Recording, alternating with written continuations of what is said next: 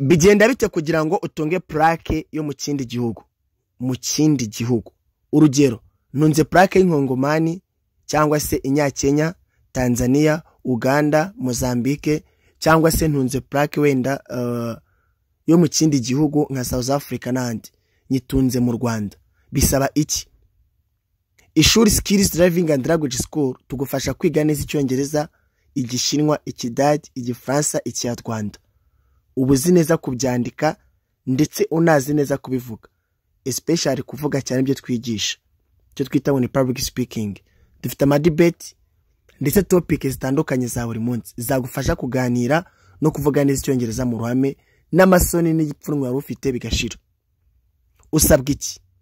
Icyambere, kugira ngo utunge plaque y'inkongomani cyangwa se y'ingande mu gihugu cy'u Rwanda iwacu, ndifashisha igazeti ya leta ku ngingo ya 26 aho babivuzeho.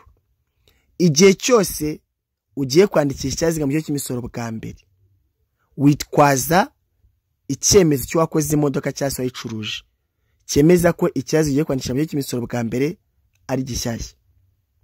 Icyo cyemezo cyerekana nomero moteri, inomero sashe, ingufu za moteri, umwenda ngo abagenzi azatwara, izina cya kampani cyakoremo, umwaka cyasohotsemo, uburemere ntarengwa bw'imwe bw'icyabiziga n'uburemere ntarengwa bw'imwe azatwara bw'icyo cyabiziga.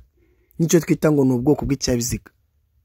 Ibyo byose biri ku cyemezo wakoze imodoka cyangwa se wayicuruje mu gihe ugiye kwandikisha imodoka ari bwa mbere mu gihe cy'imisoro ari nshyashya.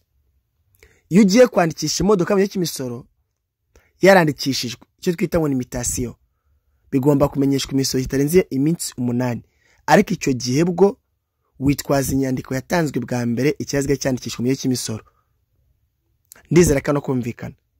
Icyo rero nashaka kumvikanisha hano, mu gihe cyose wifuza plaque y'ikindi gihugu, nuvuga ngo mu Rwanda ntunze plaque ya RAC 151D, nemere kujya mu Burundi nkamara amezi atarenze 12 nambaye icyapa ndanga cy'igihugu cy'u Rwanda.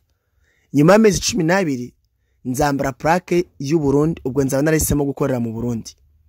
Ako mu gihe azaba atagezemo nemeye kugaruka nkaza, nemere kujyayo nkanagaruka, nta kibazo biremewe.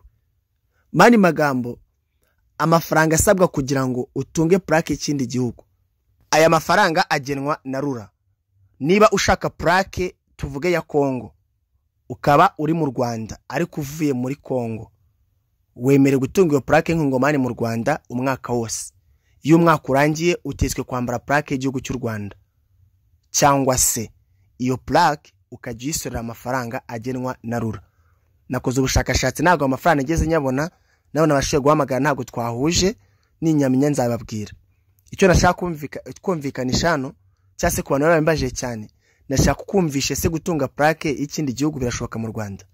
Birashoboka cyane, ariko hari amafaranga yishyurwa atanga na plaque y'icyo gihugu mu imbere.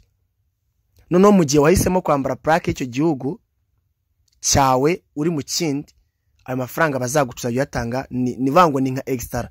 Ntabwo igazeti igeze yagaragaza cyangwa se igazeti yari taragiye yagaragaza, ni extra leta yishyiraho kugira ngo igishyuze abantu bashaka